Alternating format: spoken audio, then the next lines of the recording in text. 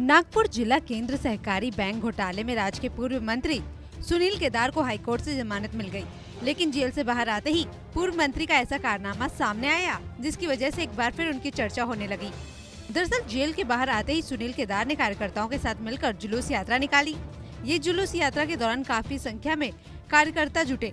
इस रैली के दौरान पूर्व मंत्री सुनील केदार की यात्रा संविधान चौक पहुंची और डॉक्टर बाबा साहब अम्बेडकर की प्रतिमा का वंदन किया और उन्हें फूल माला चढ़ाई।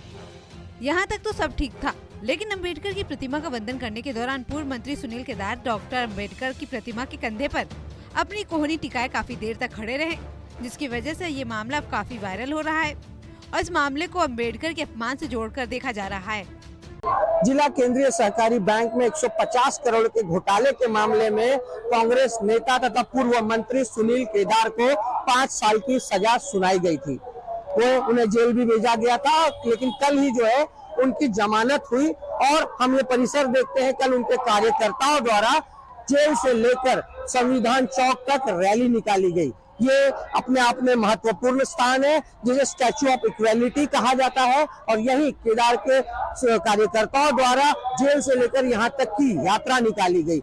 150 करोड़ के घोटाले के आरोपी होने के बावजूद भी हाईकोर्ट से उन्हें जमानत मिली। ये उनके लिए उल्लास और खुशी का जरूर पल था और पूरे रास्ते भर उनकी रैली होने के बाद हमने डॉक्टर अंबेडकर की प्रतिमा के पास उन्होंने पहुंचकर डॉक्टर अंबेडकर की प्रतिमा का अभिवादन किया, फूल माला अर्पित की और उसके बाद जो कुछ क्षण यहाँ देखने को कैमरे में कैद हुए अपने आप में असहज कर देने वाले जरूर थे। वहीं कांग्रेस के नेता सुनील केदार उनका हाथ, उनका कोहनी जो है डॉक्टर बाबा साहब अम्बेडकर महामानव की प्रतिमा पर सीधे तौर पे इस तरह रखा पाया गया। उल्लास में या जेल से छूटने की खुशी में शायद उल्लास अति ज्यादा हो गया था, लेकिन कहीं ना कहीं व्यवहार में सादी सी बात है।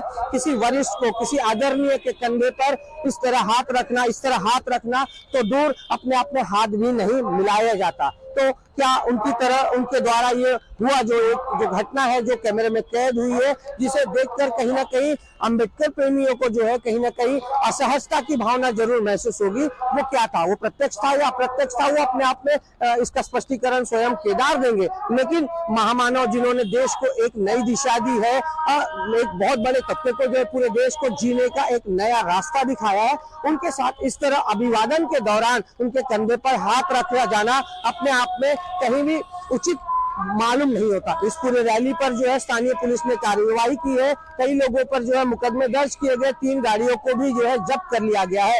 लेकिन डॉक्टर बाबा साहब अम्बेडकर के साथ हुए प्रत्यक्ष अप्रत्यक्ष अपमान को लेकर अभी तक कोई आवाज नहीं उठ पाई है। इतना नहीं, आरोप तो ये भी है कि सुनील केदार ने इस जुलूस को निकालने की अनुमति नहीं ली थी, जिस वजह से भी एक बार फिर सुनील केदार विवादों में आ गए हैं। सुनील केदार, इनको जमानत मिली थी और उनके कार्यकर्ता रैली निकालेंगे ऐसी इंफॉर्मेशन थी, तो उस आधार पे डीसीपी धोनकू और धंतोली पुलिस स्टेशन इन्होंने CRPC 149 की नोटिस दी थी उनको कुछ प्रोहिबिटरी डायरेक्शन से। तो रैली निकालने के लिए ऑब्जेक्शन लिया गया था और इसी तरह से उनके कार्यकर्ताओं को भी समझाया गया था।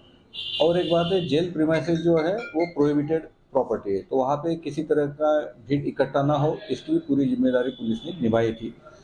2 बजे के करीब श्री सुनील केदार जेल के बाहर आने के बाद उन्होंने पहले से आह्वान किया था कि वो संविधान चौक जाने वाले हैं, तो उनके कार्यकर्ताओं को भी पता था। तो जेल से निकलने के बाद वो संविधान चौक के रास्ते में जाते समय कुछ कार्यकर्ता और आजू बाजू के रास्ते से लोग आ गए और उनके साथ में वो संविधान चौक तक चले गए।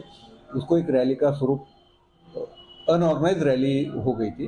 तो धंतोली पुलिस स्टेशन ने कल एक ऑफेंस रजिस्टर किया है 8/24 IPC सेक्शन 341, 143, 188 और महाराष्ट्र पुलिस एक्ट सेक्शन 135 के तहत गुना रजिस्टर किया गया है।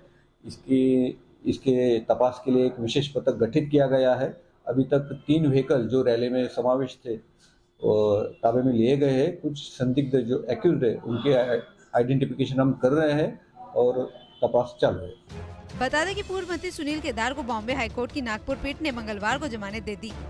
सुनील केदार को पिछले महीने नागपुर जिला केंद्रीय सहकारी बैंक में 125 करोड़ रुपए के गबन के मामले में अपराधी माना गया था, जिसके बाद से वो नागपुर सेंट्रल जेल में बंद थे। हालांकि जेल से बाहर आते ही वो एक बार फिर विवादों में फंस गए हैं। नमस्कार, मैं हूं मानक गुप्ता। अगर आपको हमारा ये वीडियो पसंद आया हो तो इसे लाइक और शेयर जरूर करें और हाँ, हमें सब्सक्राइब और फॉलो करना ना भूलें ताकि आप देश और दुनिया की कोई खबर मिस ना करें। तो जुड़े रहिए हमारे साथ और देखते रहिए न्यूज़ 24।